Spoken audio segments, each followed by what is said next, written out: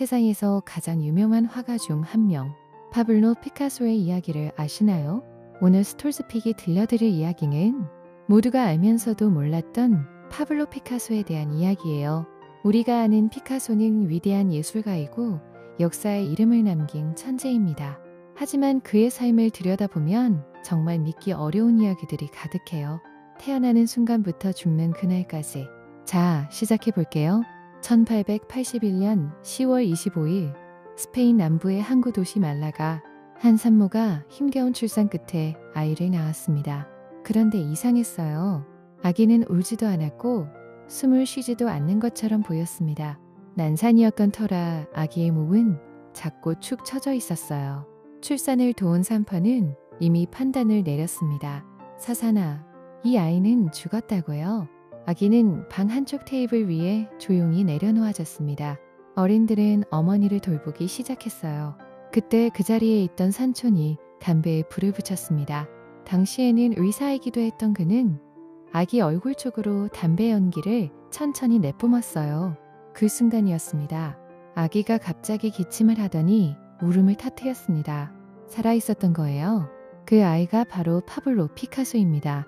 담배 한 모금이 없었다면 20세기 최대의 예술가는 세상에 존재하지 않았을지도 모릅니다. 그리고 피카소가 세상에 첫 발을 내디뎌 말을 배웠을 때 그가 처음 입 밖에 낸 단어는 뭐였을까요?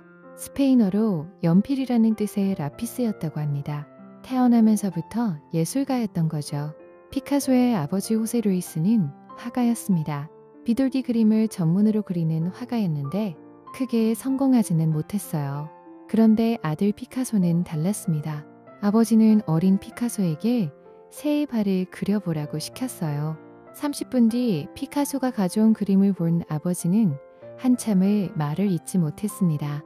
전문 화가가 봐도 놀랄만한 수준이었거든요. 그 순간 아버지는 결심했습니다. 자신의 팔레트와 붓을 모두 아들에게 건네주면서 이렇게 말했어요. 네가 내 꿈을 이루어다오. 그날 이후 아버지 호세는 다시는 붓을 잡지 않았다고 합니다. 피카소는 14살이 되던 해 미술학교 입학시험을 치렀습니다. 보통 학생들이 한 달 동안 준비해야 완성할 수 있는 과제를 피카소는 단 하루 만에 끝냈어요. 시험관들은 입을 다물지 못했고 피카소는 바로 월반 입학을 허가받았습니다. 훗날 피카소는 이렇게 말했습니다. 나는 어린아이였을 때 이미 라파엘로처럼 그림을 그렸다. 피카소는 고전적인 그림을 완벽하게 습득한 뒤에 스스로 그 틀을 부수고 새로운 세계를 만든 사람이었습니다. 20살이 된 피카소는 프랑스 파리로 건너갔습니다. 하지만 파리의 현실은 냉혹했어요.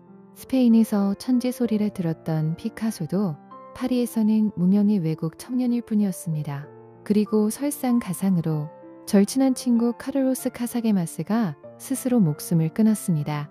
살아나는 사람에게 버림받은 후였어요. 피카소는 친구의 죽음에 깊이 무너졌습니다.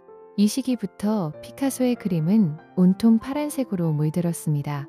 거지, 매춘부, 방랑자, 노인, 사회에서 외면받는 사람들을 짙은 청색으로 그려나갔어요. 이 시기를 청색시대라고 부릅니다. 1901년부터 1904년까지였어요. 그런데 피카소의 인생에 빛이 들어오기 시작합니다.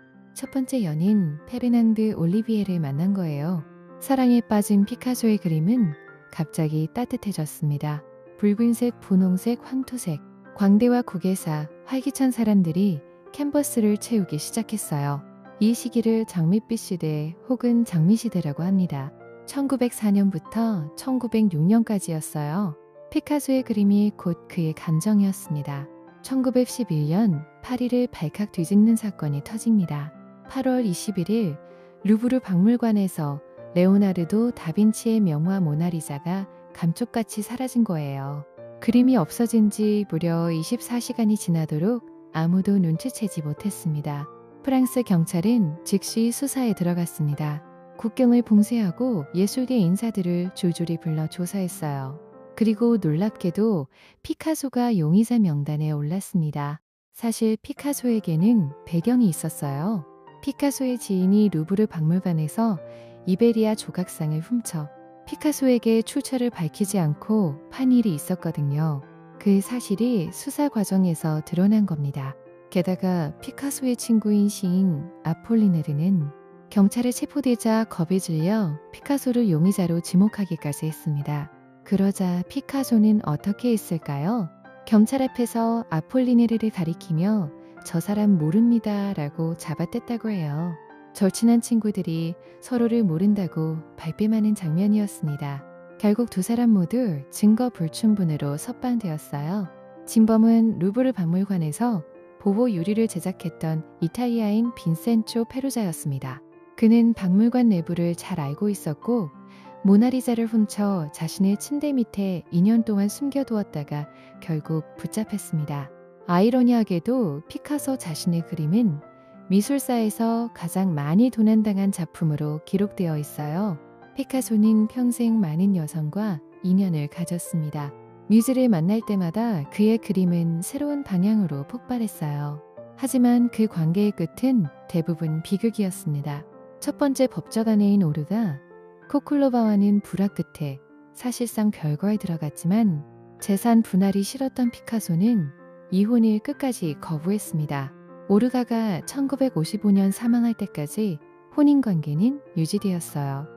피카소와 연인관계였던 여성들 중에는 자살로 생을 마감한 이들도 있었고 정신질환으로 긴 세월을 보낸 이들도 있었습니다. 피카소 자신도 이것을 몰랐을 리가 없었겠지만 끝내 달라지지 않았어요.